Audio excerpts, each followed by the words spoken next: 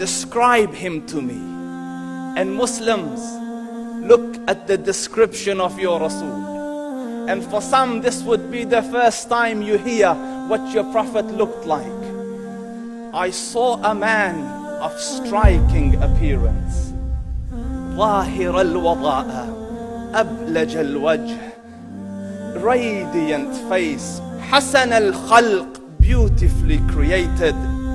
لم تعبه الثجلة, his belly wasn't protruding. ولم تزر به السعلة, nor was his head disproportionate and small. وسيم قسيم, proportionate and delicate, finely made, a specimen of a creation. في عينيه دعج, in his eyes there was a contrast. The dark was immensely dark, the white was excessively white.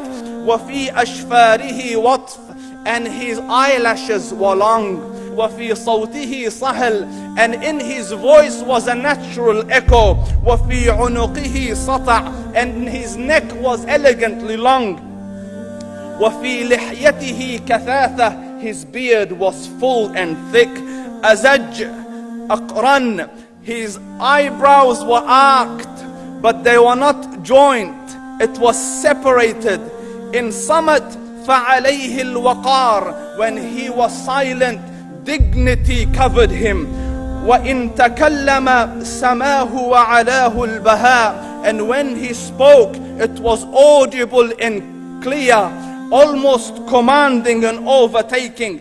أجمل الناس وأبهاهم من بعيد, from afar the most striking and outstanding in appearance. وأحسنهم وأجملهم من قريب, and when he came near, the best of them and the most handsome of them in closeness.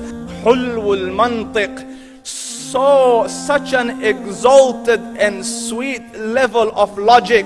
Like when he used to speak, it was so coherently logical, it was smooth and easy to understand. فصل لا نزر ولا هذر, he was to the point, not excessive nor too short. كأن منطقه خرزات نظم يتحدرن, his logic, his utterances, his words were like jewels coming out of a necklace, calculated, polished, one after the other, it would flow magically. ربعة, he was medium in height. Your eye didn't have to strain to look up at him, nor was it tedious to look down at him. He was a comfortable sight to look at. له رفقاء يحفون به, he had friends, the people that were with him, they were working around him to try to serve and protect him. إن قال سمعوا لقوله, when he used to say something, they used to hearken to what he used to say. وإن أمر تبادروا إلى أمره, when he commanded, they used to compete to fulfill the command. This is Muhammad Rasulullah. This is Muhammad Rasulullah. Anas ibn Malik says, he says, I came out one night, I came out one night, it was the full moon night.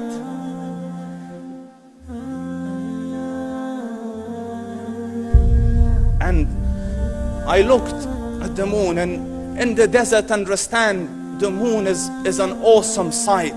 It is smooth, it is radiant, it is clear, it is gentle compared to the scorching sun at which they are used to.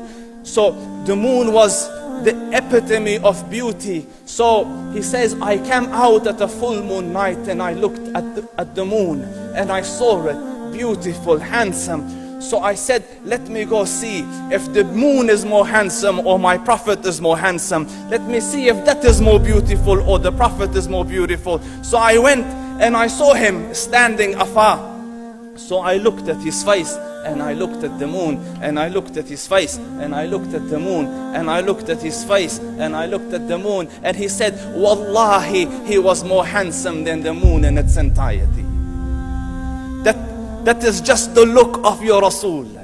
Aisha radiyallahu anha says, I was sewing with the needle, my needle dropped in the dark, I couldn't find it. I said, Ya Rasul, I can't find it. He moved his face close, and I swear, out of the radiance of his face, I found my needle.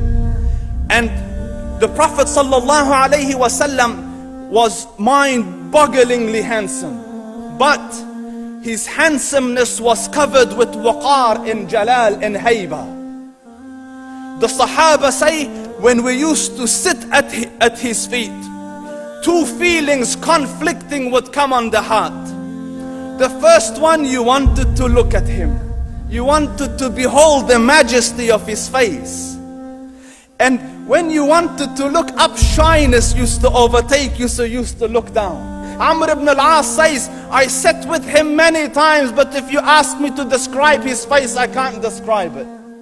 I wouldn't be able to look up to him ijlalan wa ta'zeeman. I couldn't look up at him. And that is why he didn't have the problems that Yusuf alayhi salam had. Because it was difficult to penetrate the awe and the splendor of the Rasul.